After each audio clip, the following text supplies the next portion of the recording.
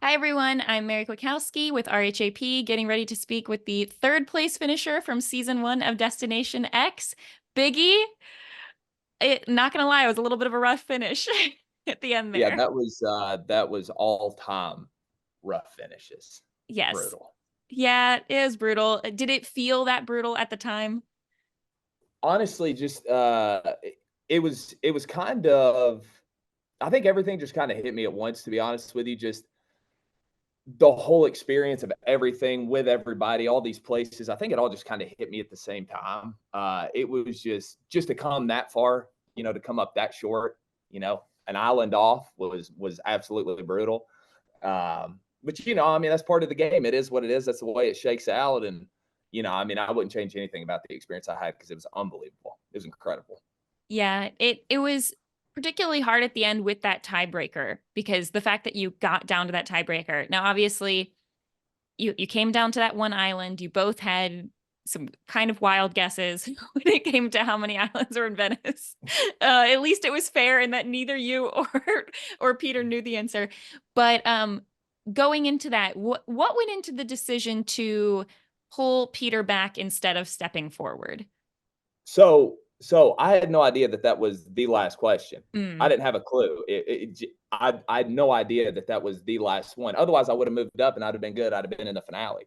But I never heard Jeffrey say that that was the last question. I was so far back on that last row, I literally couldn't hear anything. I was having to ask like a camera guy, like what the question was that he was asking that I had to wow. write on my board.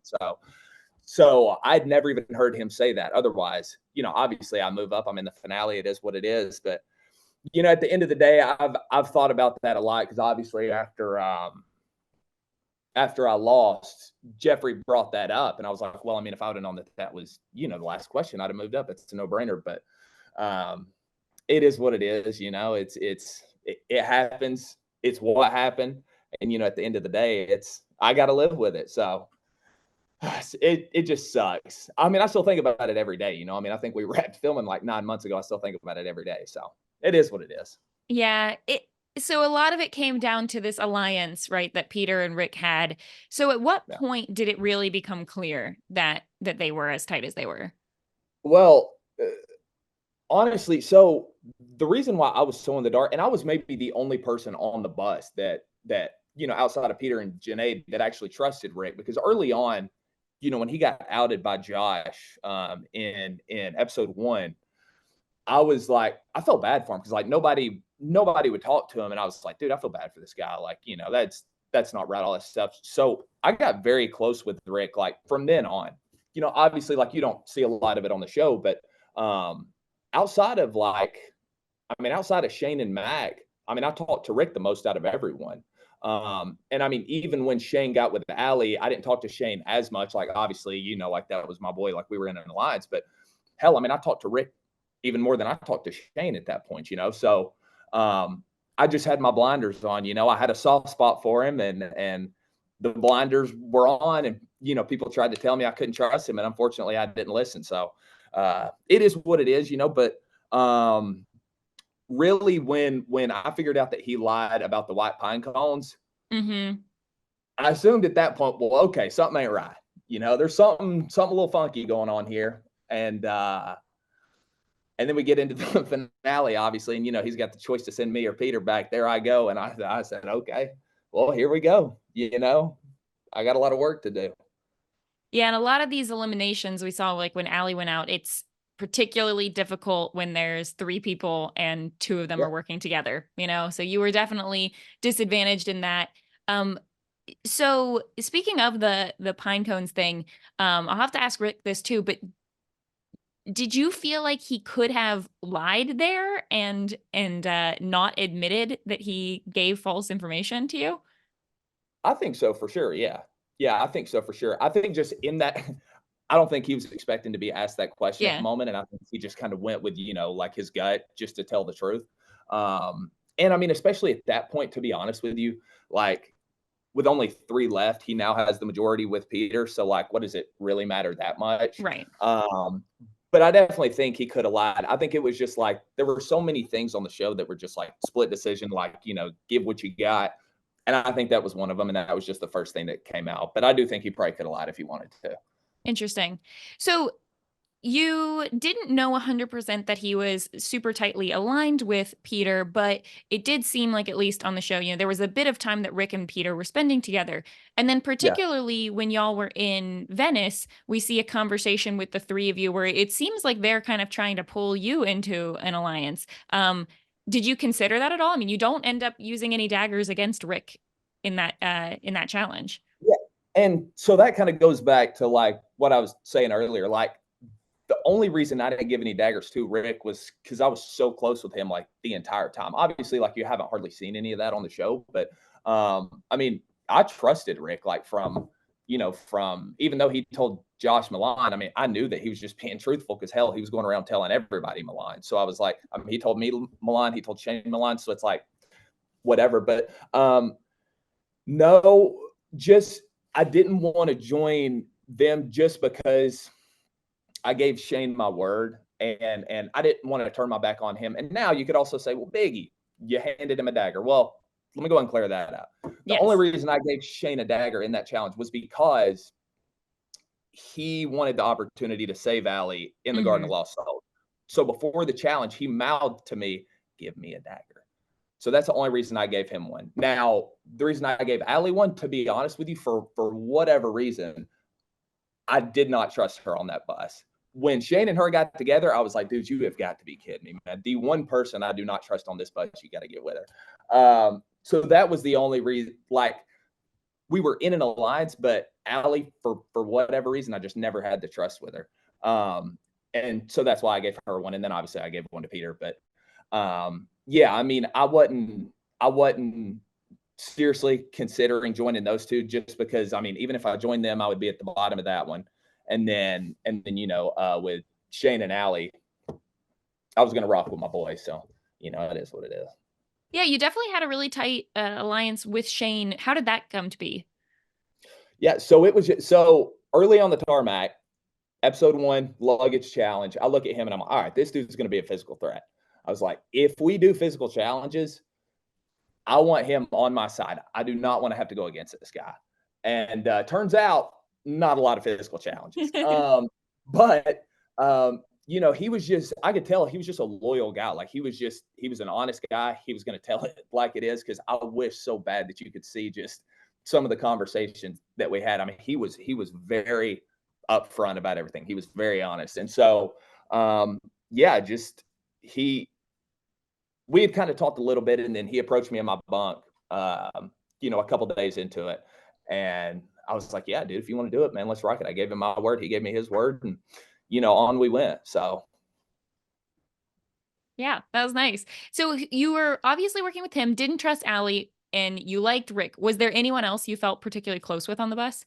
Oh, for sure.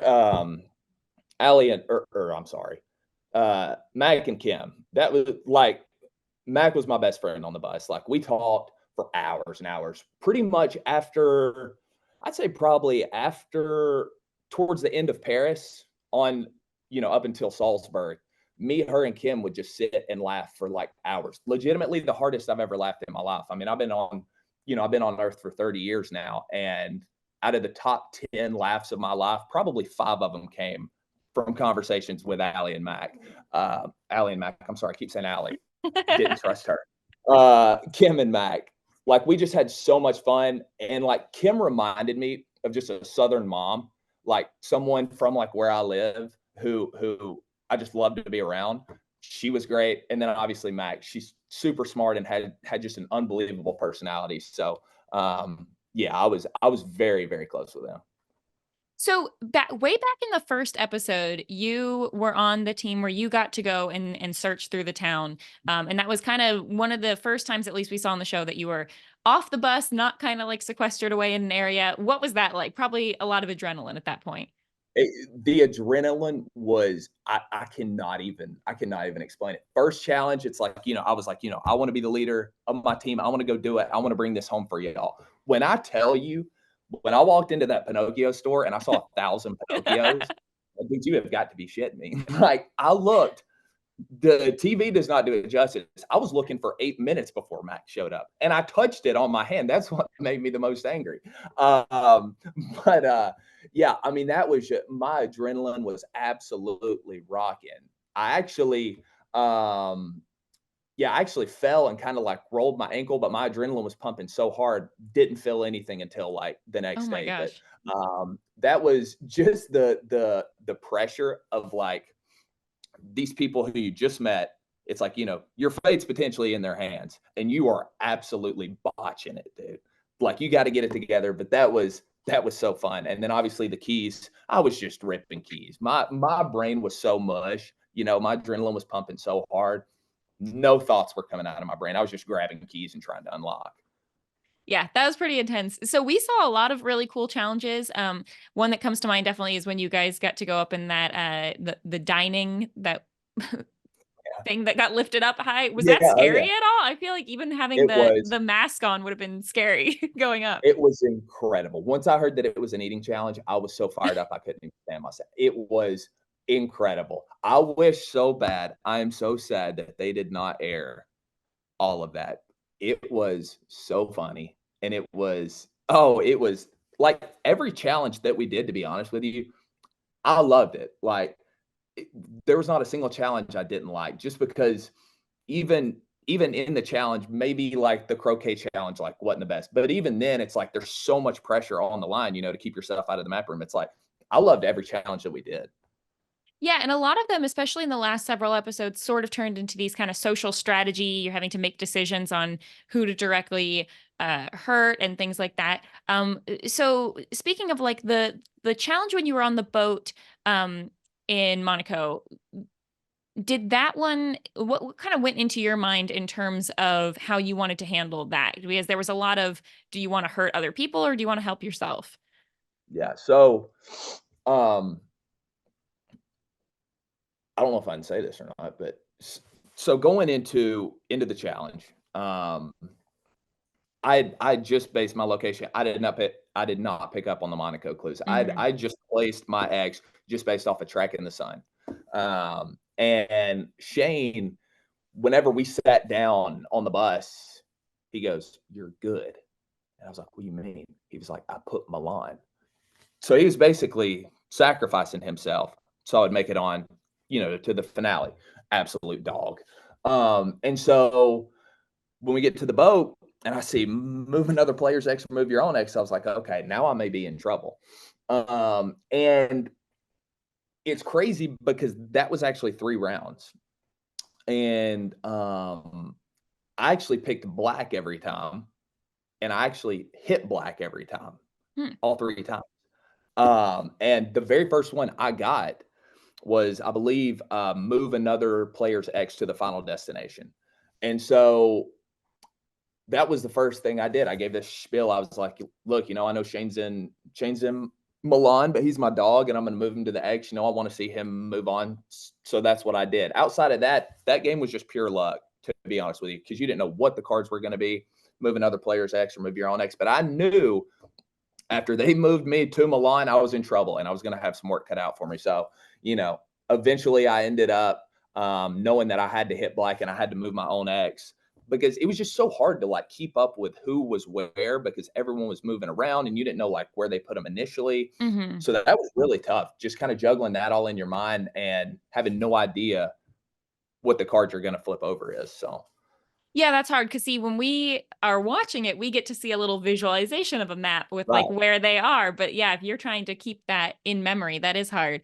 Yeah. So when you were traveling around all these different places, it was brought up on the show a decent number of times that you hadn't left the United States. Was that accurate? What was that Yeah. like being being in Yeah. all these No, places for the first time? yeah, it was incredible. I wish I would have been able to see more, to be honest with you. I wish the windows weren't blacked out. But it was incredible.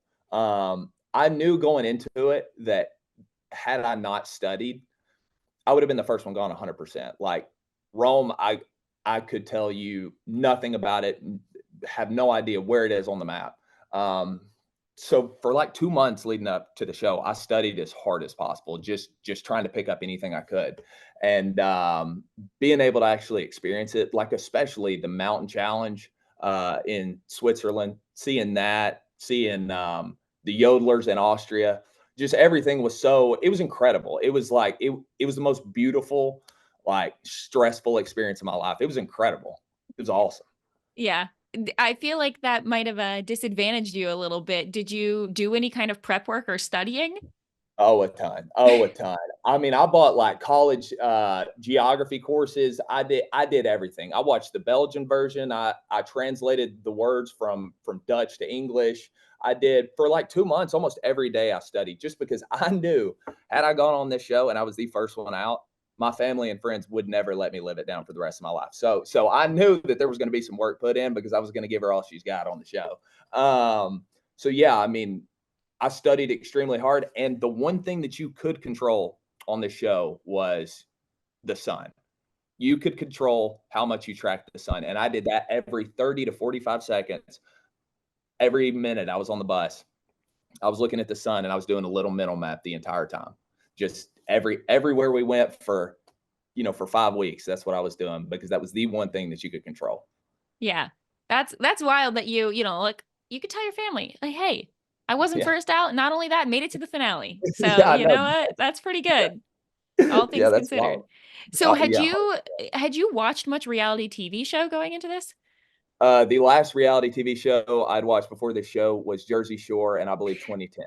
So it probably That help 14 you in years. the game. So probably 14 years. When it comes to like strategy and all this stuff, I had no idea. I was just going off the human to human connection. Hmm. I was a salesman in a past life, so I tried to put a little bit of that into it. I tried to kind of sell myself to people.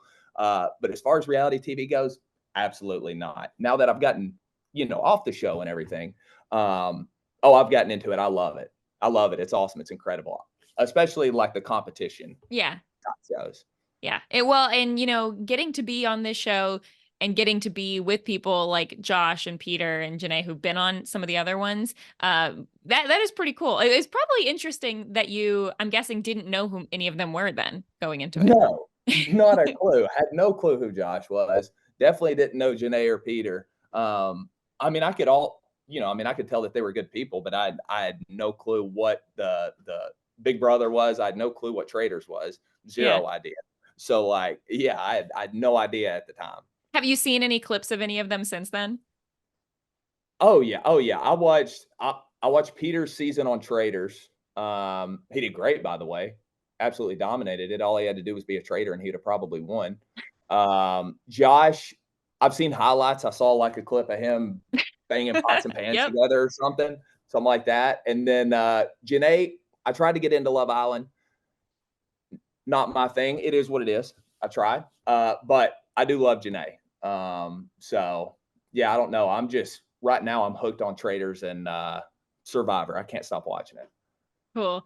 Well, I hope that you get a chance to go on another one of these shows then if you want to, because I feel like if you were able to get this far without having ever left the country, you probably got a pretty good base to be working with. Yeah, that's the toughest part is that I do wish a little more of the strategy was shown, but it is what it is. I understand, the episode's got to be 42 minutes. It's Hmm. part of it. It is what it is. But if I do get another opportunity, hopefully I'll be able to show my skill set a little more. Is there one big thing that wasn't shown that you wish was? Mm, mm, mm, mm, mm, mm, mm, mm, mm. Oh, there's so much. Um, probably, probably one of the ones is probably in Austria. In the yodeling challenge, it was 2 rounds. It was actually 2 rounds, and the first horseshoe, if you got it, you were able to save somebody else. I was in trouble at the time. I was standing next to Rick, so that's why he picked me for the horseshoe because I saw the two ladies in the Austrian flag color dresses, and I assumed that that was going to be where the horseshoe was. So I told him to go to the one on the left. And I didn't even go for it. I listened to it, but I walked away because I knew I wouldn't be able to save myself. I would have to save somebody else, and I was in trouble. So I told him which one to go to. He went to it. That's why he saved me. So that was a good one. But Yeah, outside of that, I don't know. I'd have to think about it, but there's just so much that goes on a bus that you're on for, 14 hours a day or 18 hours, however many. But overall, I mean, I'm happy with the show. I think it's awesome. I really Yeah. enjoyed it.